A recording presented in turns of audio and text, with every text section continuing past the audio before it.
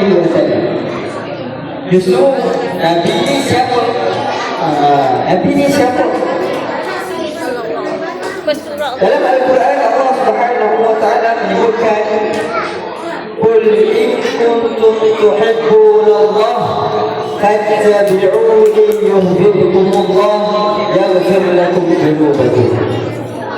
Allah Subhanahu wa taala berfirman dalam Al-Quran, wahai Muhammad, qul, katakanlah, kalau kamu cinta kepada Allah, cinta kepada Allah, fattabi'uni, ikutilah Nabi sallallahu alaihi wasallam. Ini Allah yang cakap, bukan Perdana Menteri, bukan Timbalan Perdana Menteri, tapi yang cakap ini adalah Allah Subhanahu wa taala. Yuhibbukumullah, apa indikasi ataupun apa impak kalau kita cinta ikut Nabi? Yuhibbukumullah, Allah akan cinta yang berlaku dulu betul. Allah ampunkan segala dosa.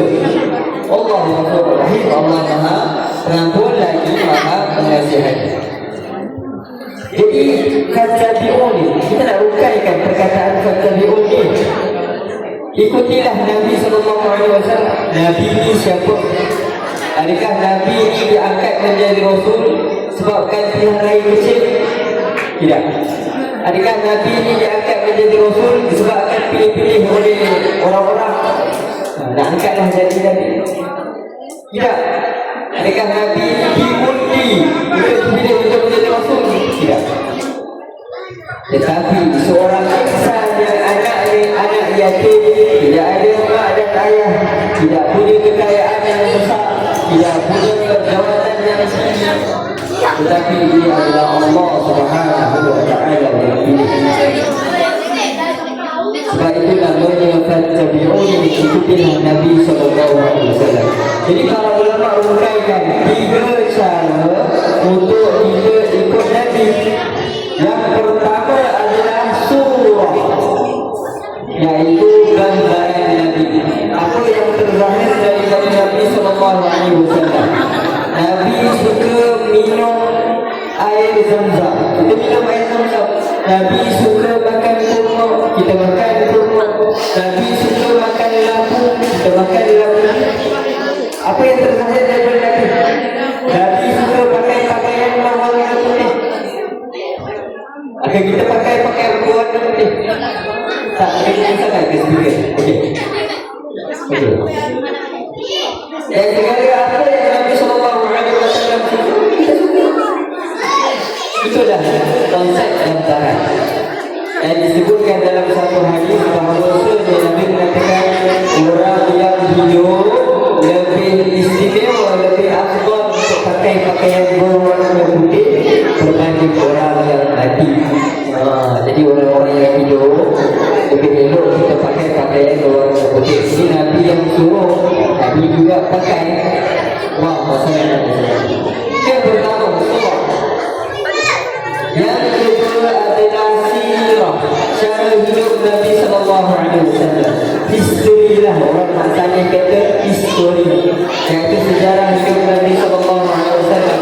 Dan dikatakan kita contohi Nabi ini bukan bermula Nabi dapat wahyu umur 40 tahun, tidak. Tetapi daripada Nabi kecil lahir lagi kita dah boleh contohi Nabi sampailah Nabi meninggal dunia umur 63 tahun. Seluruh daripada kehidupan Nabi sallallahu alaihi wasallam kita boleh tiru.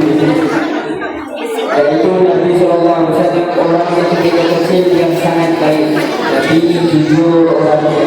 Nabi dikatakan Sayyidina Ali, kalaulah Nabi sallallahu alaihi wasallam disakiti, dizalimi dan semisalnya, Nabi akan balas dengan kebaikan.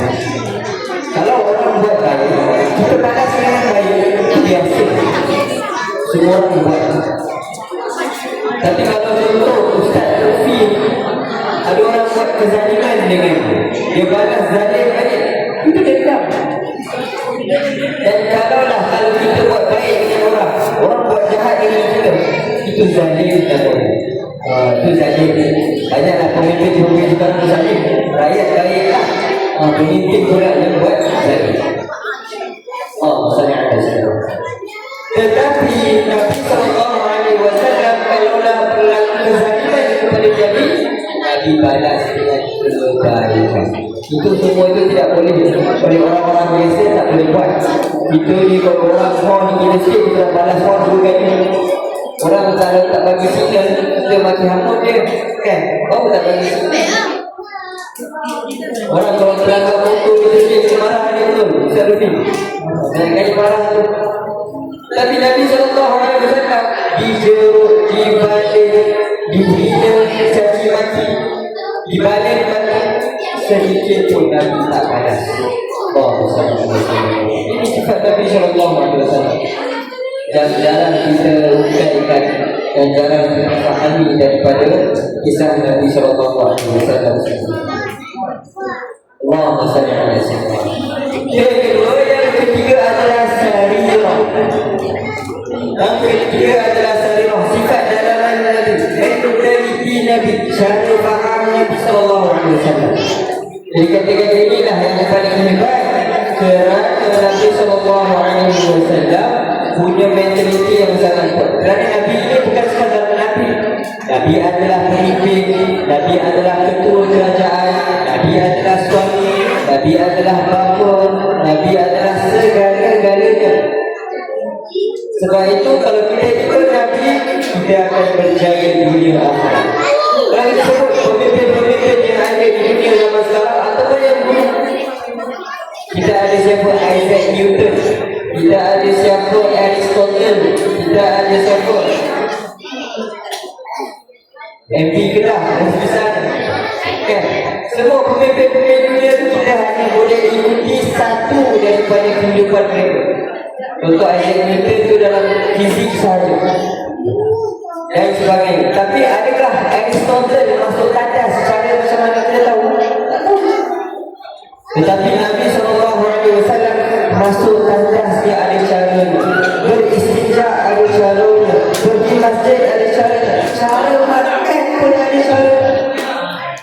Nabi SAW hidup berdakwah hanya 23 tahun, tapi boleh menjadi contoh kepada seluruh umat manusia. Jadi istimewanya Nabi SAW. Kaya tolong bantu. Allah dan kalau kita cerita pasal Rasul, anak-anak kecil boleh dengar, orang dewasa boleh dengar, orang tua pun boleh dengar pasal Nabi.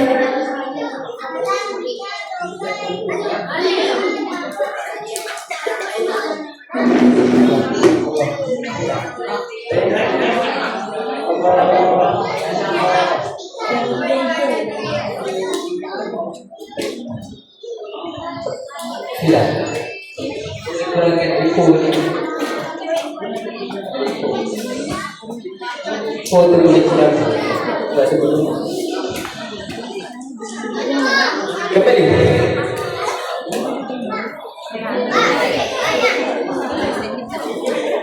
Okey, ya. Kalau saya. Jadi Nabi SAW punya kisah ni seluruh peringkat umur kita boleh cerita. Tak ada anak-anak kita nak tidur, kita cerita pasal Aristotle, tak ada. Tak ada. Tapi Nabi SAW anak nak tidur, kita boleh cerita pasal Nabi. Orang nak dah tua, nak hampir meninggal pun, kita boleh cerita pasal Nabi. Itu Nabi SAW. Seorang sahabat Nabi SAW namanya Sayyidina Thawban. Namanya Sayyidina Thawban. Beliau ini bukanlah sahabat yang terkemuka, yang jarang dikenali, tak kaya sangat. Beliau hidup sebatang kara. Beliaulah Nabi lah yang kahwin dengan beliau, dan beliau ada anak dan sebagainya, ada keluarga yang bahagia. Tapi ada suatu kemusyrikan dalam kepala Sayyidina Thawban ini. Hari-hari dia fikir. Jadi dia tak bukan dengan masalah beliau tu, dia bertemu dengan Rasul.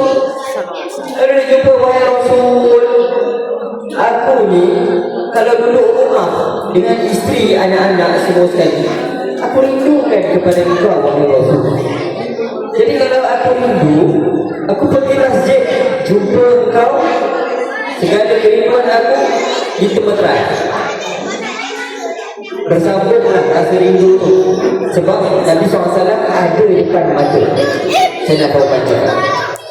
Tetapi kalau nanti aku masuk dalam syurga, macam mana aku nak bertemu denganmu, wahai Rasul? Kamu tentunya berada dalam syurga yang tertinggi. Aku syurga kat rendah-rendah saja.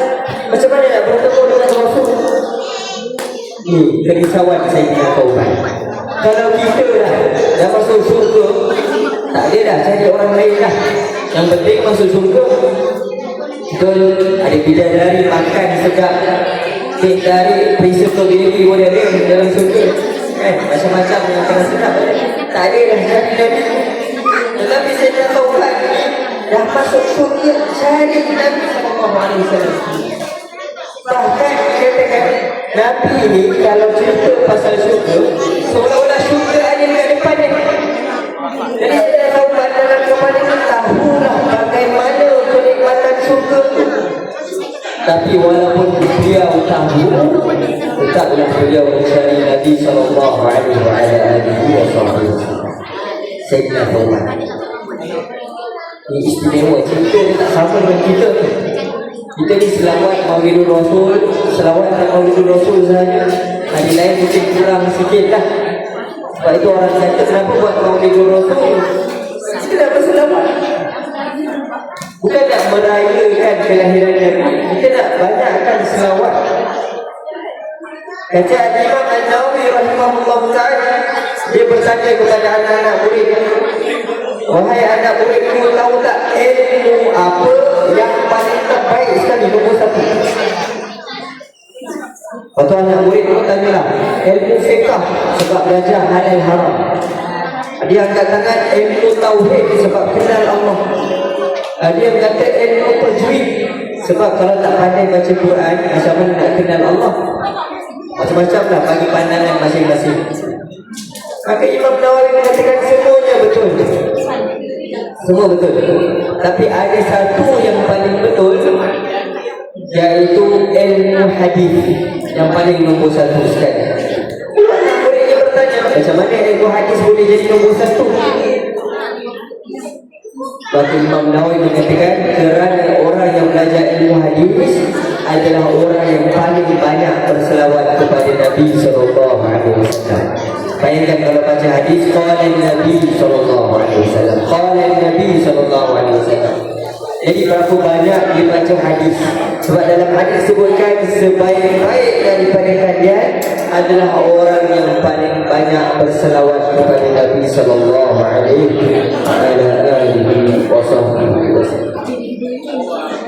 Lalu kembali kepada kisah Sayyidina Thawban. Sayyidina Thawban bertanya kawan kepada Nabi, akan Nabi mengatakan anta ma'aman ahbabta. Wahai Thawban, nanti dekat syurga engkau akan bersama dengan orang-orang yang engkau cintai. Tetapi kata Sayyidina Thawban, minal nabiyyin wasiddiqin wasyuhada wassalihin. Itu orang-orang, Allahumma salli ala Sayyidina Muhammad, dikatakan orang-orang salih itu, orang-orang yang dapat masuk surga dengan nanti ada 3 golongan. Yang pertama adalah siddiqin, orang-orang yang dipercayai perkataan. Yang kedua adalah syuhada, orang-orang yang mati syahid. Itu mustahil lah kan dapat mati syahid. Kita bukan dekat Palestin, kita bukan dekat Iran nak mati syahid. Dan yang ketiga adalah salihin, iaitu salihin akar katanya adalah Islam, sentiasa memperbaiki diri. Jadi kita lah kalau buat dosa cepat istighfar, buat dosa berselawat kepada Nabi SAW, agar segala apa yang kita lakukan di atas muka bumi ini kita menjadi orang-orang yang soleh. Kenapa nak jadi orang yang soleh? Sebab dikatakan oleh para ulama, orang yang soleh ini 24 jam didoakan oleh seluruh manusia yang ada di atas muka bumi ini. Dalam ayat akhir, assalamu alayna wa ala ibadillah salihin. Jadi orang yang soleh didoakan oleh seluruh orang yang soleh, mengatakan salam sejahtera ke atas kami dan kepada seluruh hamba-hamba Allah yang soleh.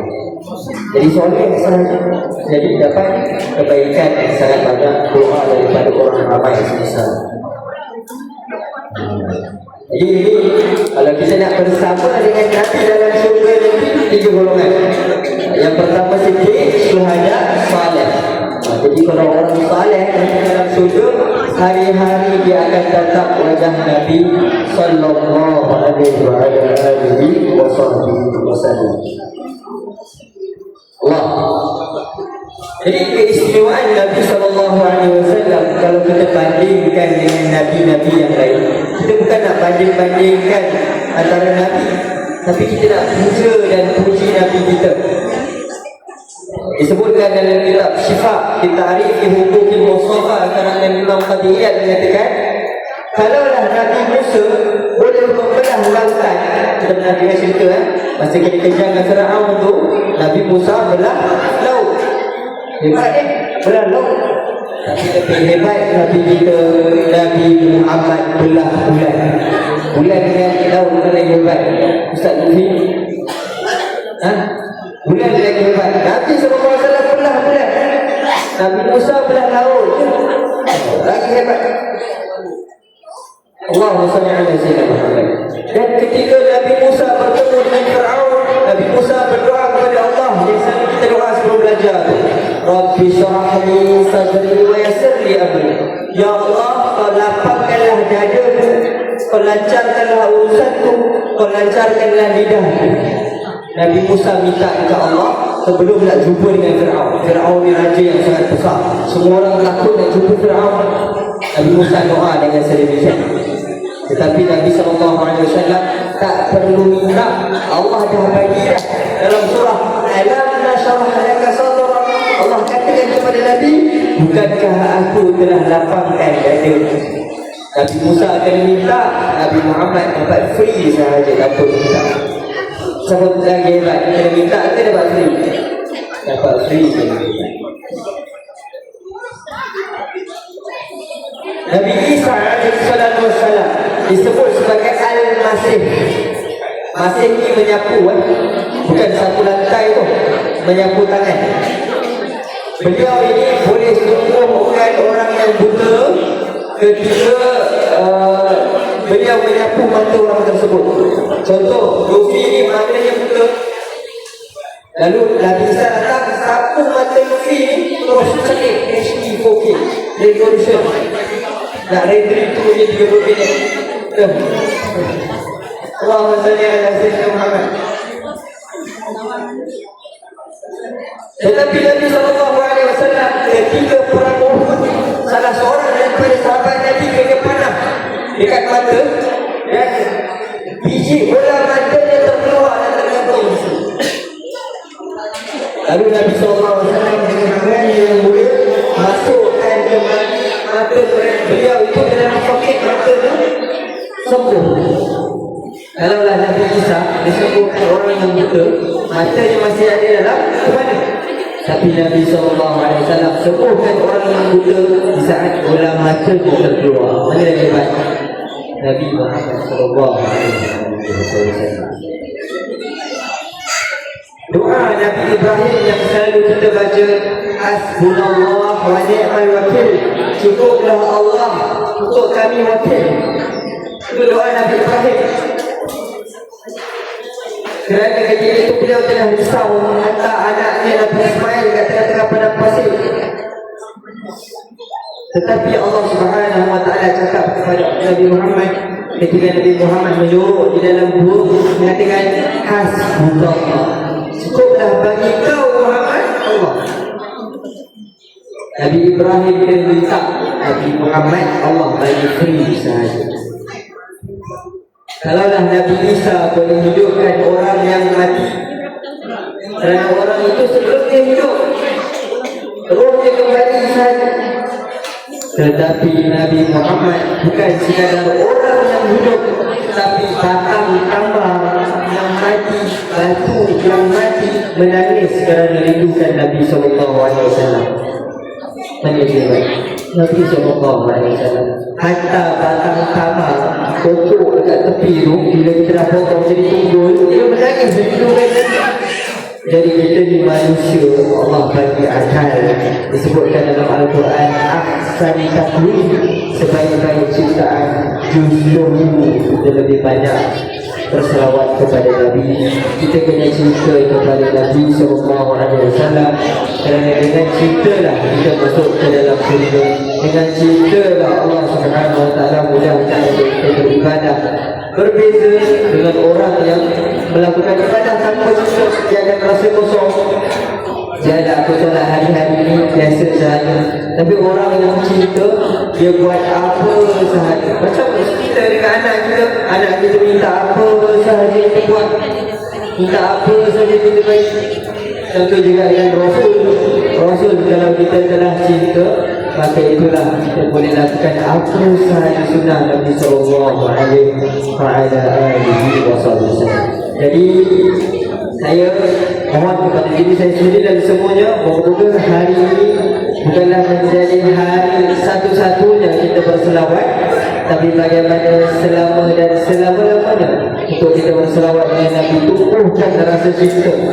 Sebab kalau kita nak raikan Maulidur Rasul, Maulid ni Nabi dah lahir lama dah, 12 Rabiul Awal tahun gajah. Nombor minat dia itu tahun gajah. Jadi apa yang kita nak lahirkan? Kita nak lahirkan Rasul SAW dalam hati kita.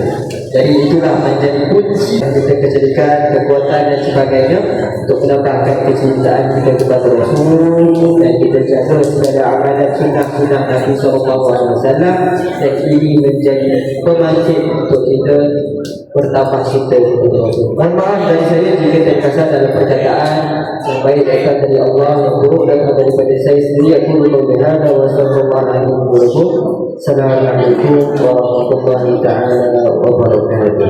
Waalaikumsalam. Ustaz, makan Ustaz? Makan. Haji Nurdin bagi Ustaz makan. Cikgu lah cikgu makan kelompok. Cikgu tu bagi Ustaz. Alhamdulillah Rabbil Alamin. Terima kasih saya Ustaz. Ucapkan kepada Ustaz. Alhamdulillah. Mendidik saudara.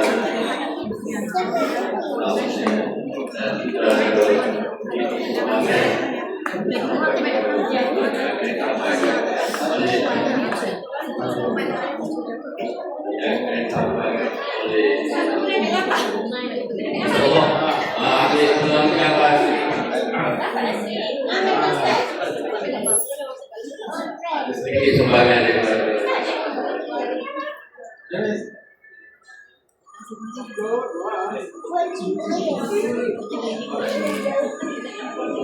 alhamdulillah semuanya selesai ya.